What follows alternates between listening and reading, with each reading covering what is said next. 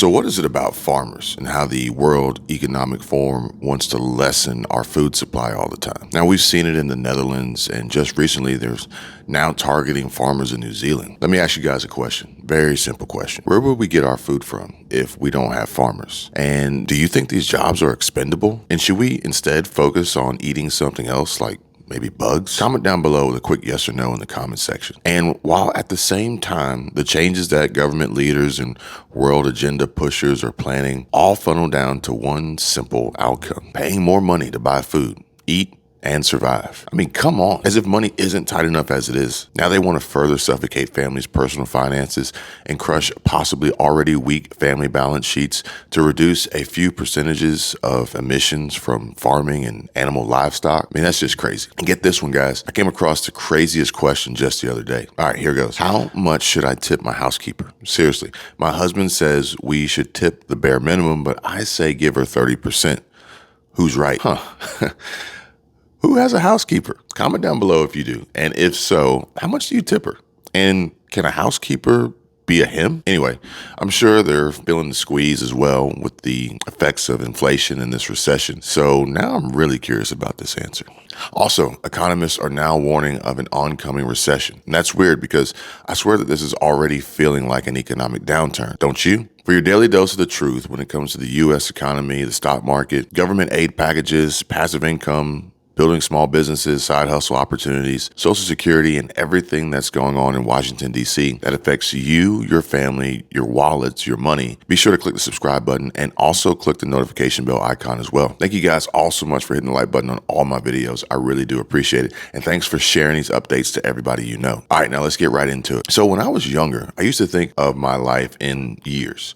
So this year's done. Let's see what happens next year. You know, the whole New Year's resolution thing. Now I notice it changed to looking at things at a monthly perspective, then a weekly. And now these days, I'm really looking at it every 24 hours and sometimes down to the minute. I feel like it's just getting so bad in some instances. So it's a matter of survival, and every single day is not the same. But the problem is usually solved by money. How many of you guys are now cutting up your lives into these smaller segments and analyzing them? And I'm actually really proud when I get through a day with everything paid off. It's not easy, but it's not like we have much of a choice, right? Inflation is weakening every single paycheck, and that's if you even still earn a paycheck, with many companies announcing wave after wave and round after round of layoffs. And if you happen to fall into that category, then you're pretty much out of luck. But everything feels so volatile nowadays. I mean, just look at the stock market. I don't know what's happening. And you have to think that this is all being manipulated at some point, right? The Dow Jones, the S&P 500, and NASDAQ. I mean, what's really going on? Soon enough, we might see an AMC short squeeze, as this is a crazy time for the stock market. And the labor markets also, with unemployment rising, but the Biden administration continuously insisting that the job market is stronger than ever.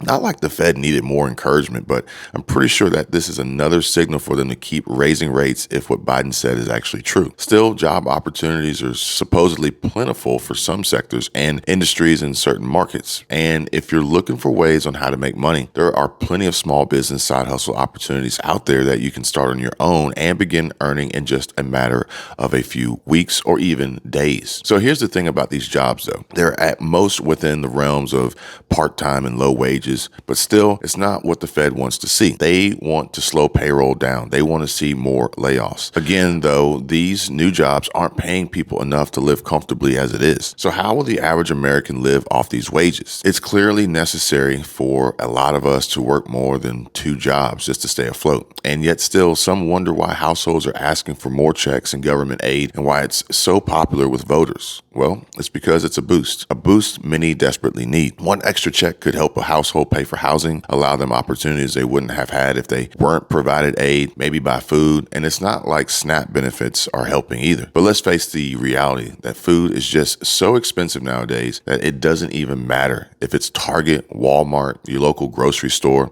Prices have gone up, and they're going to continue to go up, especially now with the looming diesel fuel shortage crisis.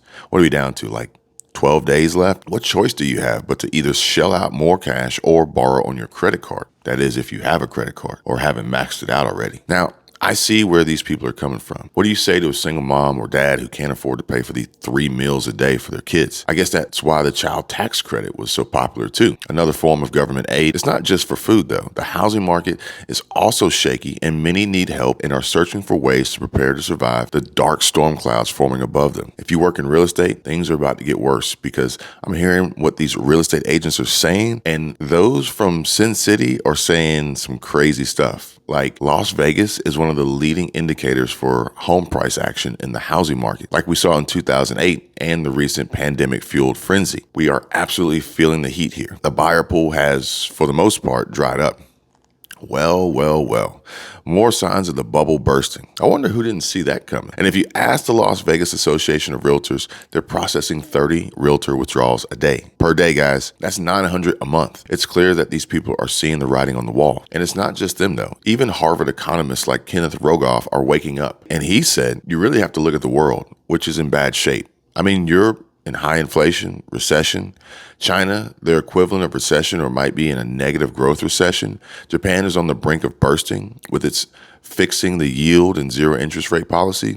They are likely to go into recession. So it's very hard for the United States to resist that. I mean, I worry that not only are we going to get a mild recession, I think the chances that we get a significant recession are really pretty high. Now, despite this, and that's to foreshadow other data that I've been reading here lately, people are still spending like there's no tomorrow. In fact, Starbucks, that coffee shop that sells really expensive coffee, they're seeing consumers spending more on pricey drinks this quarter, probably because they're raising their prices. But look, if you enjoy your overpriced coffee, fine.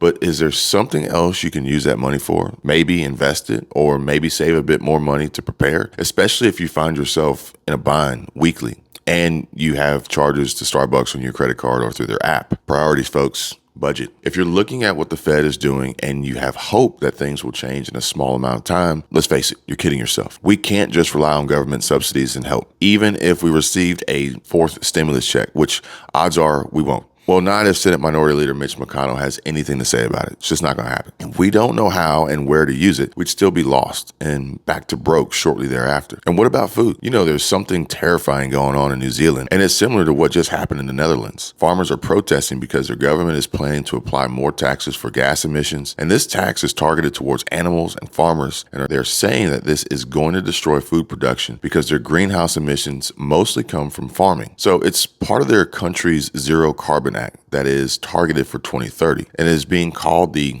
burp tax. So what's next? Come on, guys. Seriously, what's next? And is the Biden administration really planning on rationing beef consumption and placing a tax on cow farts? And let me just ask you a question. What is it about these governments in the year 2030? It's like they're rushing towards something without even thinking of who they're going to trample along the way. To a point, you have to think that this almost feels sort of like draconian. And look, let's say that they're right about climate. All right, let's go that far, but is it worth starving so many people? If this happens around the globe, food prices are going to skyrocket because farmers are going to have to pass on the expense somehow, some way. It's just like any other business. Expenses have to be offset for the business to continue. And since we're talking about food, a daily necessity, making that more expensive will harm billions of people across the world. I guess maybe I'm just looking too far forward, but what do you guys think? I'm really looking forward to hearing your thoughts on this and all of what's happening around the world and in our country and in your city and states today. Drop a comment down below. Let me know. Now, while you're down there, make sure to smash the thumbs up button. Also, if you're new to the channel and want to keep updated with everything that matters to you regarding our economy and your money, make sure you subscribe because here we only discuss the truth and shed light on what is really going on and what matters to you most about your money, finances, building businesses and generating passive income side hustle opportunities, building investment portfolios, and shifting over to the right-hand side of the cash flow quadrant, where the business owners and investors reside. That can only be done with education, knowledge, facts, and the truth. Oh, and it never hurts to have a support system, a network, community, a family like we have here. Thank you guys for watching. You guys take care, be safe, and I'll see you on the next one. Bye.